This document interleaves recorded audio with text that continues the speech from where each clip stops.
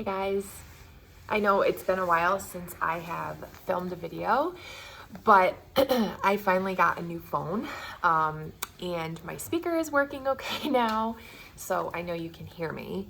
And some topic just bubbled up for me that I realized has played a significant role in the happiness that I experience with my child, and that is rest and the amount of rest that I get and how my child sleeps. So I decided to do a little video on a couple of things that I learned through the past 14 months of having a baby, what worked and maybe what didn't work, and even if I can help one person who cannot figure out why their child is not sleeping or how to get more sleep themselves, then hopefully this video will do that and it's worth it. But we are a very well-rested duo, my son and I. He just turned 14 months. I just put him down for his nap, and that's what sparked to me, like, wow, this is so easy. And so is putting him to bed. And I think that leading up to this point, it's been a few things that I have stuck to my guns with, and that have really paid off. So I am kind of just gonna talk about him and what kind of baby he was and what I prioritized with a newborn in getting to where we are today, which is a child that I can just put down in his bed and leave him, and he basically goes to sleep. The only times that he doesn't go to sleep are when he's overtired or when he's like teething or not feeling great. So I'll just start at the beginning and yeah, take what you will from it. So I guess it goes back to before I had him. A couple of things that were key components in our arrangement were I planned on breastfeeding. I wanted him in my room, and I knew I wanted him in my room for a long period of time. Now that ended up changing a little bit, which I'll get to in my story. But I planned on having my son in my room for a year. And I was intending on having him in a bassinet until he outgrew the bassinet, and then I was going to figure out what would come next. And it turned out to be a co-sleeper, but actually I could have started with the co-sleeper from the beginning. And the reason I didn't was because I was handed down a bassinet, which just seemed to work perfectly. But it was a newborn bassinet, so he only lasted in there for 6 months, 5 or 6 months. But I planned on breastfeeding, and I knew that I wanted an attachment type of parenting style. And so with that, I was prepared physically and emotionally to cater to all my son's needs all the time. And I knew that was going to require being up with him when he needed me to be. It was going to require breastfeeding on demand, which meant that I had no schedule, and that I would be the primary food. Like, I would be feeding him most of the time. The only way that you can have another person feed your child if you're breastfeeding is if you pump and give them bottles. And I did that a little bit, but it was not very much. So I was prepared to be, his primary caretaker, day and night, as long as he needed, at least for a year.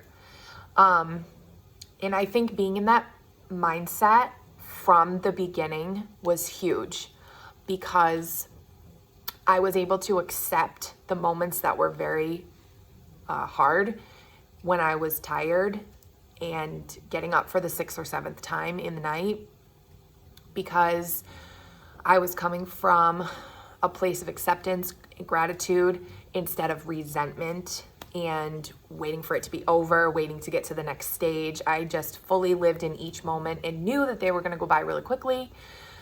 And with newborns, it's like every day is an eternity, but it's also like a second, because you blink and they're 6 months, and those first 3 months are just gone and they're like a blur. So I just knew that was all going to get wrapped into the same package of being on the back burner for myself physically. And his needs were going to be number one. So with that being said, when he was born, I was just ready to step into the role. And so for his napping and sleeping, mostly, I would let him fall asleep on me. Most of the time he would fall asleep eating. I always nursed him to sleep. I nursed him to sleep until he was 13 months old. Almost every single time. Unless I had a sitter or a parent here, where he got a bottle, I nursed him to sleep. But at nighttime, it was every single night because I always put him to bed. So it was every single night until about 13 months. And then it just started to change a little bit, and he was less interested, and I'd been slowly weaning off during the day, and it was just happening. So it was okay. But every night, and I don't regret it at all.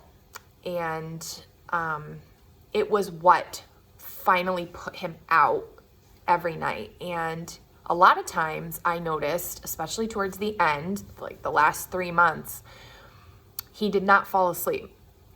I would nurse him until he was really drowsy, and I would put him in his crib and give him a binky and put on the little fishy, which I'll talk about.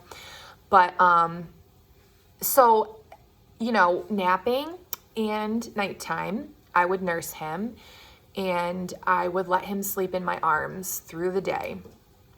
I would try as much as I could to put him down. Obviously, I didn't want to be a prisoner to my couch for 80% of the day. But if he was sleeping comfortably in my arms and I could not put him down, then I would hold him.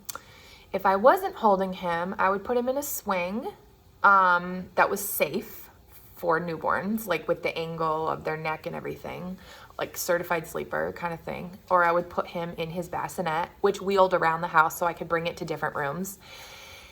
But I would always have him with me. I didn't have him nap in another room. I always had him nap near me. And maybe it was when I was cooking, I would just have him napping.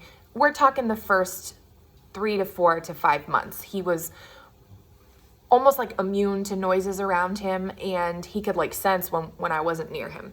So I would just put him in his little bassinet and he would nap wherever I was. And at nighttime, same thing. He was right next to me. I would wake up with him through the night and settle him back down and put him back in the bassinet next to me. So that went on for a while, and about 5 months, I would say, he started to outgrow his bassinet. But he did not ever roll over in his sleep. Now, some babies start rolling over very early, and that's when the bassinet becomes unsafe, especially this bassinet, because it wasn't like attached to the bed. It wasn't super sturdy. It was like a newborn bassinet, and it's not safe for when they can roll over. So luckily, my son did not roll over for a long time, to probably he was like 7 months in his sleep. So I was able to keep him in that bassinet right next to me. And I tried a couple different things, like a pack and play. He was really unhappy in the pack and play, so I put him back in the bassinet. I ended up finding the co-sleeper. But for those first 5 months, and again, this is my experience and what I did and what worked for me, I did not follow a schedule. Zero. When he wanted to sleep, I let him sleep. And I did not really keep track of bedtimes or wake times or anything. I literally would just let him sleep when he was tired, and when he was awake, I was holding him or feeding him. And if it was in the night and he needed to be held, I would just sit in the rocking chair and hold him. That created a bond with us of trust. And that's really hard, I think, for a lot of people to do, because my needs came second for those times. For the times that I was tired, or I needed a shower, or I needed to do housework, or let my dogs out, or anything, I took care of his needs. And the trust that was built was, now in hindsight, very significant, because I feel like my son knew that he was safe and he was comfortable and I was nearby, and he didn't feel stressed because he wasn't sleeping, because I didn't get stressed. And because of that, I can't even remember more than 3 times, maybe it was less, I'm rounding up, where there were nights when I was holding him and he was like melting down and I couldn't figure out how to get him to sleep. It only happened a handful of times. And I feel like because I remained so calm in that moment and just felt like whatever he needs, I would affirm myself in my head, whatever he needs, do it. If he needs to walk around this room and be rocked and held for 10 more minutes, do it.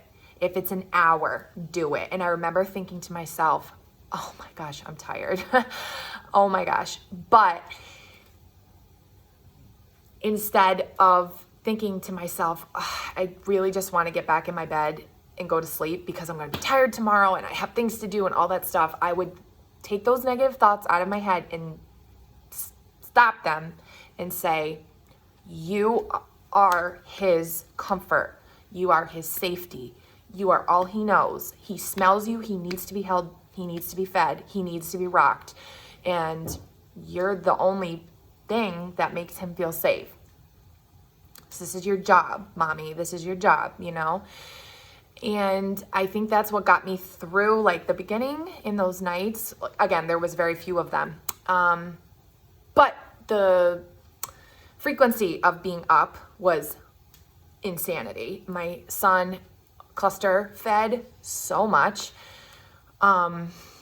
He ate every hour and a half for God knows, I can't even remember. There were nights where I thought to myself, what in God's name planet does a newborn come from? And why is he waking me up? I was just up. It was an hour ago.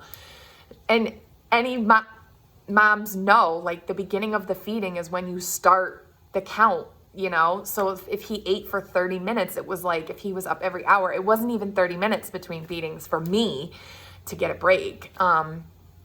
So I just trusted my instinct. I would carry him, I would bring him into bed, I would feed him, he would dream feed, he would go back to sleep, I would try to put him down. If he cried, I would keep holding him. And that was how it went for a while. And then we got to the point where he was stretching out his feeds by a few hours, and I was getting like 3 hours at a stretch. That took a while. It took like 5 or 6 months. I'm not even exaggerating. And then I had to transition him into the co-sleeper. I was not ready to put him in his crib yet. I was not ready to put him in the other room, but I needed a solution because he was starting to roll over. He was starting to get bigger. And I just needed something that was in my room. And I didn't have enough space to put his crib in my room. Otherwise, I would have done that. That would have been the ideal situation. But I didn't have enough room in my bedroom to put his crib. So I bought a co-sleeper. And basically what a co-sleeper is, it's kind of like an oversized bassinet. It's level with the mattress and one side drops down. And the baby or child, I think they're safe up until like, however the weight limit is, but I think this one was like 18 months or 2 or something. You can also build it, and the baby or child is able to go back and forth between mommy and their bed through the night. but it's not a bassinet because it's a lot bigger.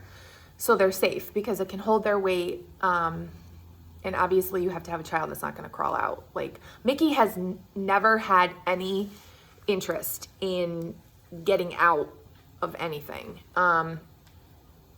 Once he started to be able to crawl, I did end up moving him to his crib, but he never showed an interest in like getting out of it. So if you have a spider monkey child that can like scale things and will get out the side of it, then obviously this may not work for you, but you may have to put the crib in your room if that's possible. Or actually the bottom dropped out and it put them really low. So that was a possibility. But anyways, I got the co-sleeper and he was in that for another month or two. And this is when I started to pick up on rhythms. Now, I was not putting in force a schedule, but I was really honing in on his rhythms. I was starting to notice that around certain times in the morning, he was going down for naps. I was noticing in the afternoon, he was going down for naps. And then in the early evening, he was going down for naps. And a 3-nap schedule started to fall into place, strictly based on when my child was showing that he was tired day after day after day. It was kind of like his wake times were getting more measurable and his sleep times were getting more measurable. And I just started to pay attention to it. But I was still letting him nap out here with me. And then at nighttime, he was sleeping like, 3-hour stretches or whatever. And this was around 6 months. And then, so for the next 2 months, I started putting into play more of like anticipating. That's really the word. Anticipating. Okay, well, he's been awake for an hour and a half, and I know his wake time is like 1 to 2 hours. So I'm probably going to get him in a situation where he's going to be able to fall asleep, or I'm not going to start doing XYZ because I know that pretty soon he's going to be tired. And the reason that this was so important to hone in on his sleeping patterns was to prevent him from becoming overtired. So let me talk a little bit about being overtired. I feel as though from what I have read and from what I have experienced, that allowing your child to become overtired is going to be your biggest hurdle in getting them to go to sleep. So essentially what happens is a rested human, because this is applicable to adults too, this is not just children, a rested person will sleep. A non-rested person will not sleep. When your body is running low on sleep, you are vibrating at a certain frequency. Overdrive, really. Your body is not working right. It's running on empty. And because of that, there's chemicals released in your body that create stress. And there's cortisol and adrenaline. And you are functioning, your energy is coming from those chemicals. But there's bad side effects to them. But one of the side effects is that you get energy. So when you are running on not enough sleep, you are functioning off of like adrenaline and stuff like that. But the problem is you can't turn off and on the adrenaline when you want to go to sleep and when you have the time to go to sleep. So why do you think it's the case when adults who go, all of a sudden get a night off and they think to themselves, oh, I'm so tired. I'm going to go to bed early tonight. I'm going to sleep in tomorrow and I'm going to catch up on all my sleep. And how does that go? It never works because they can't get themselves to sleep. They have a really stodgy sleep and they wake up early in the morning and they think to themselves, I had nothing going on last night. I put myself to bed early. I had nothing scheduled in the morning and I could not decompress to the point of a good restful sleep. Same thing applies to babies. If they are overtired because they are not getting enough sleep during the day, they will not make up that sleep at night. They will not, because their body will not allow them to drop down into the restful sleep space. Their body will keep them in that adrenaline, cortisol overdrive space. So when you are depriving your child of the second nap of the day or the third nap of the day, or you're not letting them get the rest that they need, and then you think at nighttime they're gonna sleep hard and make up for it, it doesn't happen. So I always try to avoid overtired. Overtired is a territory that is ugly, really, and I don't ever want to go there. I've been there. I don't want to see that monster come out. It's a monster. And everyone's night gets ruined. Everyone, not only your baby, your night is ruined, your spouse's night is ruined, your other kids' nights are ruined, because that overtired baby is going to act out and cry and be up all the time, and then it's just a ripple effect. Everyone is miserable. So I avoid overtired at all costs. And again, I learned this through experience. A couple of times I allowed, like, keeping him up through when I knew he needed to go to bed. Like, for example, I was with my family. We were doing stuff. We were visiting. And I didn't want to leave yet. I didn't want to get in the car yet. We had a drive. And I overstayed by like 45 minutes because we were chatting. We were having a nice time. We were visiting. And I thought I would put him in the car seat and he would fall asleep. And I was 45 minutes, maybe a little more, past that window when he needed to go to sleep.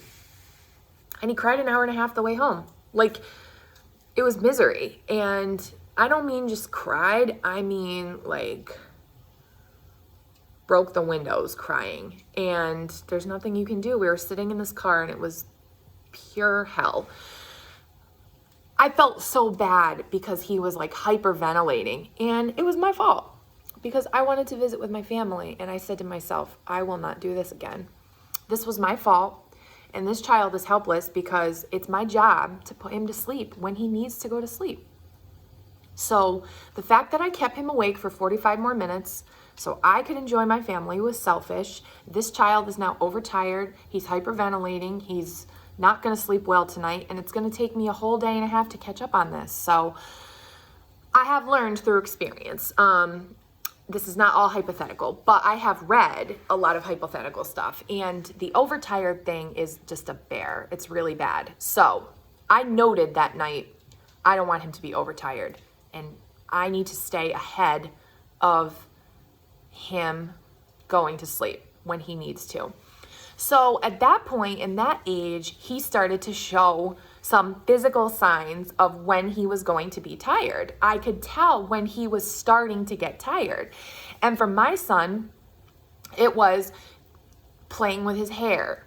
He starts to play with his hair and he pulls on it like this, like gentle, and he swirls his hands around.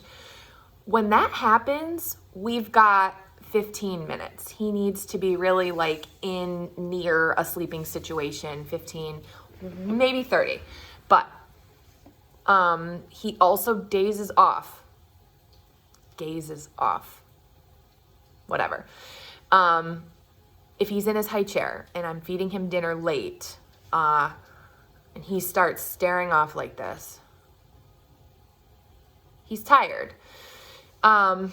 He also falls. He loses his balance a little bit and he's not quite as steady, and he tips over. When he was crawling, he would tip over. Now when he's walking, if he's tired, he starts to get clumsy and fall on things and bang into things.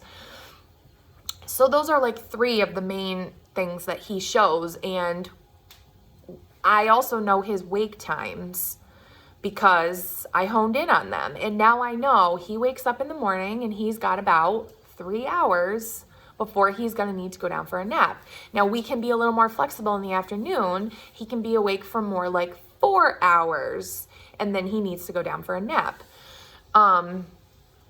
And I have kept it my responsibility to make sure he gets that nap. So if I miss the window and he's resisting and pushing back and standing and looking at me, I know that I waited too long. So maybe I can't get him to nap in that moment. Maybe I can get him to spend some quiet time just decompressing, making sure there's not the TV on, making sure there's no people here, we're not out and about, he's not being stimulated, because maybe he won't actually go to sleep, but maybe he will get some rest, almost like quiet time. Maybe I just hold him and rock him and just calm him down, get him calm, so he's near sleep, even if he doesn't go to sleep. And that's kind of like a Band-Aid for that situation, because I started putting him to sleep too late, you know? Okay, so then this is how I transitioned to cribs and self-soothing. So I started, now he's about six to 7 months old, 7 months, and I'm starting to see these rhythms happening during the day where he's falling into about 3 naps and he's sleeping good stretches at night. And I decided to start having him nap in the co-sleeper, away from me, in the same place every day. So this was new because he's always napped like wherever I was. So what I started to do was make a routine. Making a routine before you go to sleep is very important for decompression. It's something that adults should do, and it helps a lot. Children thrive on routine. People say that all the time. Children thrive on structure, on routine. Why? Because when they can anticipate the next thing that's going to happen, it allows them to relax.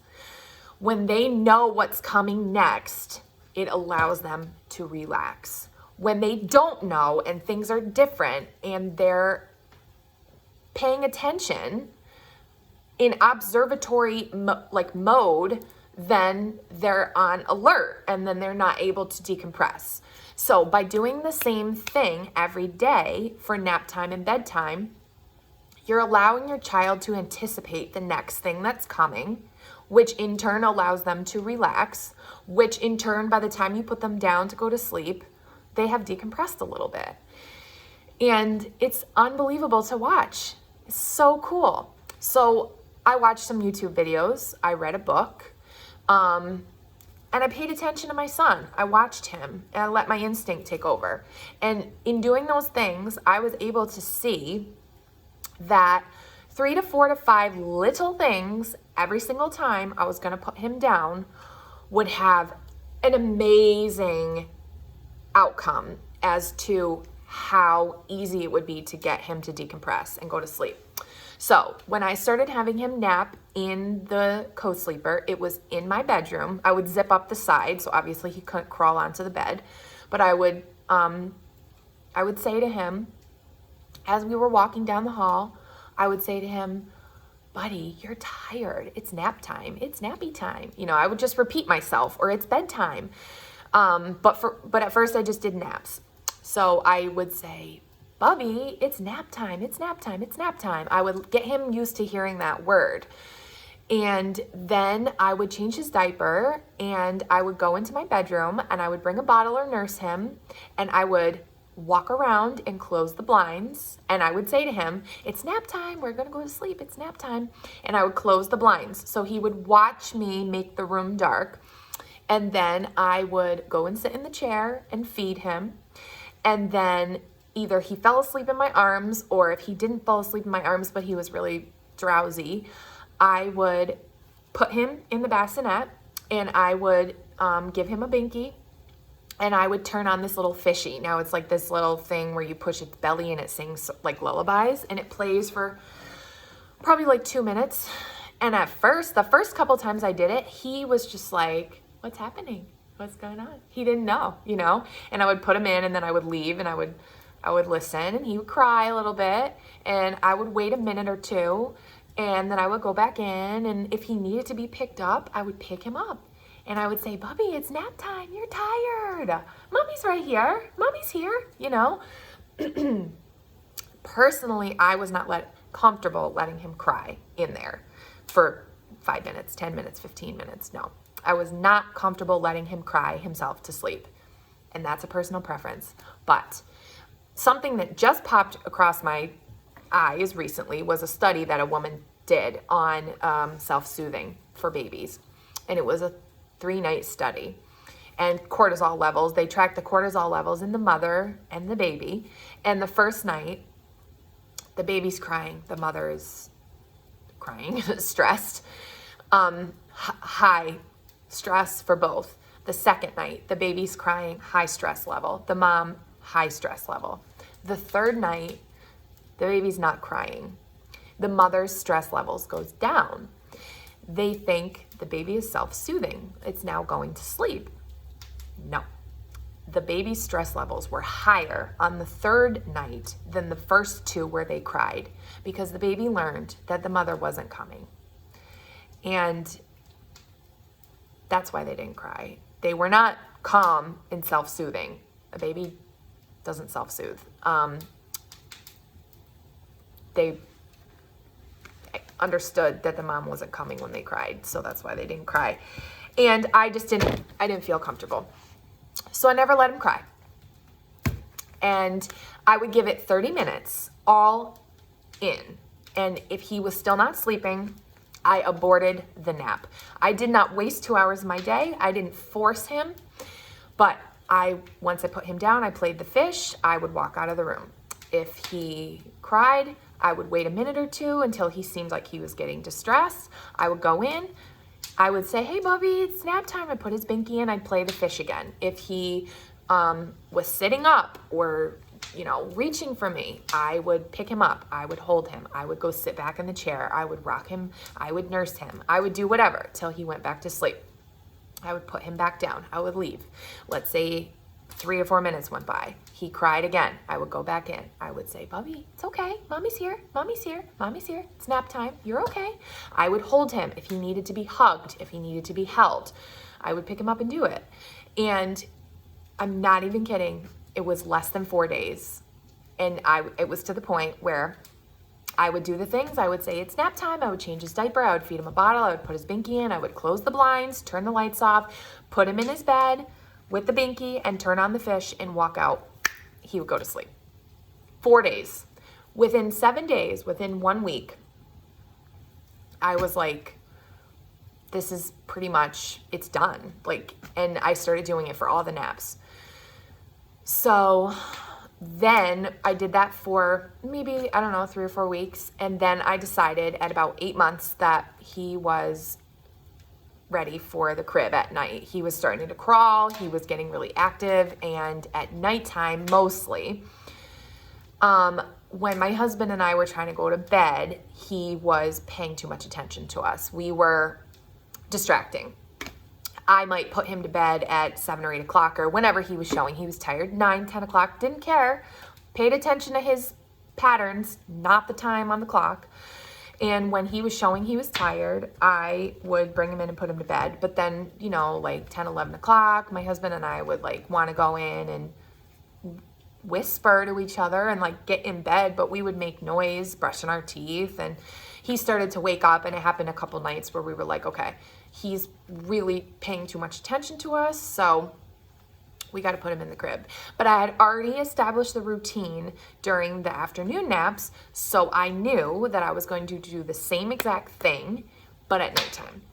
So I did. Then I started with putting him in his crib at night, and I did the same exact thing.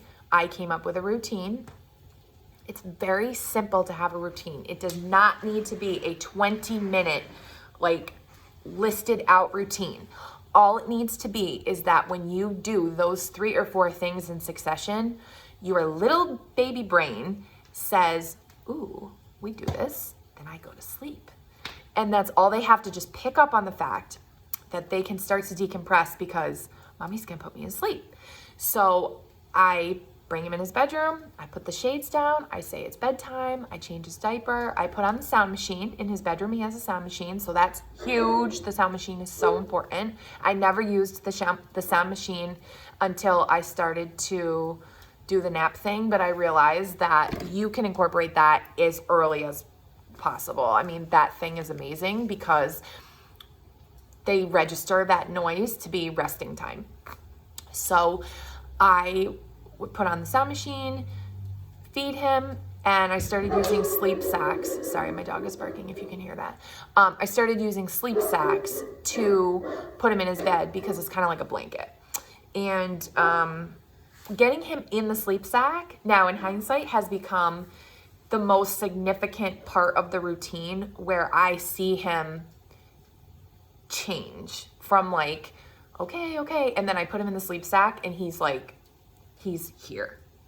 And so I put him in his crib, I put on the little fish, and that's it. And that dance I did, again, it took me about a week. I did the dance of put him down, wait. If he cries or sits up or gets distressed, I would go in, hold him, rock him, walk him until he was calm again, put him back, and so on. And then it got to the point around 13 months, I started weaning during the day and I was only nursing him to sleep. I was no longer breastfeeding during the day because at 12 months I started giving him milk. So his bottles during the day were milk, and at nighttime he just nursed to sleep pretty much for comfort, and then that lasted about a month. So like I said, we've gotten to the point now, he's 14 months, he does not nurse anymore. And I will make sure that he's got a full belly before he goes to bed. So I'll give him a nice big bottle out here. I don't even do it in his room anymore. He doesn't even really want to sit in the rocking chair and be held and drink a bottle. He holds his own bottle. So I will give it to him out here. I kind of prop him up on a pillow and we do like 15 to 30 minutes of decompressing before it's bedtime. So if he's running around playing or there's stuff going on, I will say, okay, give him a bottle, change his diaper, get him in his jammies after his bath, and then we are doing decompressing. So we're not stimulating anymore. We're not doing things, playing games, throwing balls. It's like quiet time, lay on your pillow, drink your bottle. Sometimes I'll put on the TV, let him watch cartoons for 15 minutes and just kind of like zone out. And then I can tell because he'll be rubbing his hair or he'll be like getting wobbly and it's bedtime. And I'm not really super strict on the time. Sometimes he goes to bed at 7 and sometimes he goes to bed at 9. But to be honest, it all depends on when his nap fell into play. So if he has been awake for 3 or 4 hours, I know that we're getting close. And sometimes at night, it'll go an extra hour. But I don't want to fight upstream. We have our whole lives to put ourselves to bed at a certain time. And as babies, we just need to teach the practice of recognizing when you're tired and putting yourself to sleep in that window of being tired. Not trying to force yourself to go to sleep when you're not tired and not trying to wait until it's bedtime or near time to be overtired. So if I was putting him to bed every night at 7:30 and at 6:15 he's showing that he is about to melt down, he can't keep it straight, he's showing all the signs that he's tired, twirling his hair, I say to myself, this kid needs more rest right now. He's showing me that he wants to go to sleep. I will not keep him up until 7:30. I will put him to bed. And I don't fear, well, I'm putting him to bed an hour and 15 minutes before his bedtime, so that must mean that he's going to be up really early in the morning, or he is going to be up in the night because I put him to bed too early. No, nix that mindset. The mindset is your baby is growing, your baby is teething, your baby is tired from being stimulated today, whatever. And they just need more rest. Tonight they just need another hour, and they're showing you all the signs. Mommy, put me to bed, you know? So that's where I let my intuition take over and I say, okay, it's bedtime. And so now at 14 months, I give him his bottle out here, let him decompress for 15 to 30 minutes, and we say goodnight to daddy, say goodnight to mommy. I bring him in his room. It's very quick. I walk around and I put the shades down. I say, it's bedtime, buddy. You're tired. You're so tired. Look at you. You're so tired. And then if he's not already in his pajamas, which he usually is, I'll put him in his jammies or change his diaper. And then I turn on the sound machine. I put his sleep sack on and I just turn off the light and I'll put his binky in and I'll just hold him in the rocking chair for like 2 or 3 minutes. Sometimes it's 6 minutes. I just wait until I feel like, okay, he's ready to lay down. Sometimes it's seriously like 10 seconds. I hold him and he's like, I can just tell he wants to lay down and go to sleep. And sometimes he just needs that hug for a few extra minutes, and I'll hold him. And then I lay him down in his crib. I make sure there's a couple of pacifiers in there, so if he wakes up in the night, he can grab one. And I turn on the fishy and I say, good night, buddy, I love you. And I give him a kiss and I just lay him down and walk out. And the process takes a minute. Now, the only variable is how long I hold him in the rocking chair. But if I hold him for like a minute or two, the rest of the process takes like a minute. And I literally walk out, close the door behind me almost all the way so he doesn't hear us out here. And he usually goes to sleep by the time the fishy is done playing, which is like a couple minutes. And if he doesn't, I just watch him on the monitor and he's in there twirling his hair and putting himself to sleep and laying in the dark. And that is the self-soothing, because I put him down and he's not asleep. And I say goodnight. And sometimes it's 15 minutes, sometimes 40 minutes after I put him down, I hear him singing in there. La, la, la, la, like that. He's not awake. He's not looking for attention. He's not distressed. He's just relaxed. He's in his room. He's like, I'm not tired yet. I mean, he is tired, but he's not ready to go to sleep. And then my husband will say, are you going to go in and get him? I'm like, no, I'm not going in there until he's distressed and crying. But as soon as he's distressed or crying or standing up, calling for me, I go. I always go. I don't make him soothe at that point. I just feel like he's just a little boy, and if he needs me, he needs me. So because of this, he sleeps 12 hours, like almost every night. Maybe sometimes he'll wake up in the night and just want to like snuggle for a minute, or like he'll whack his head on the side of the crib and it'll wake him up, and then I just need to go in and rock him back to sleep for 30 seconds or feed him a little bottle if he's hungry. But it's so insignificant in my night of sleep, like it doesn't disturb me anymore. And I remember having times in my head and thinking, am I ever going to get sleep again? Because I'm awake every hour with this baby. And when is it ever going to stop? I had those thoughts, of course, like every mother does when you're feeding your kid through the night and you're not even sleeping. Like, it's a joke. But I just knew the way I was hoping, and I felt in my gut the way that I was doing it was going to make a solid, rested, happy, safe kid who was not afraid for me to put him down, and because I wasn't going to pick him back up or I wasn't going to be there when he cried. I fed into all of his needs, and he is secure and happy and rested, and it's just like, it's so amazing. I just want moms to feel this way. And this happened for me at this age, but I would have done the same exact process if this took 3 years, because these little blippets of time where you are making these decisions with your baby when they are a baby is going to affect their entire life as an adult and how they think of sleep. So I know it's hard to put yourself and your needs and your sleep on the back burner in that moment. I hear you. I know it's tiring. I do. I had a demanding little boy, but I feel like it's so worth it. And I have created like this safe sleep space that he's in, and he's so happy. And now, like, if we have friends over and we're having pizza night and he's walking around and I see he's starting to lose it, I'm like, okay, I gotta go put him to bed. I'm gone for 4 minutes. I walk him down the hall. Oh, you ready for bed, bubby? I do the routine. I put him down, I close the door, and I come back out. And that's it. And it's not like this whole drawn out process of going back and, so that's my sleep story. That's where we're at. I know I posted a video like around the crib time. I think it was around 8 months. I remember sitting on my front step doing it.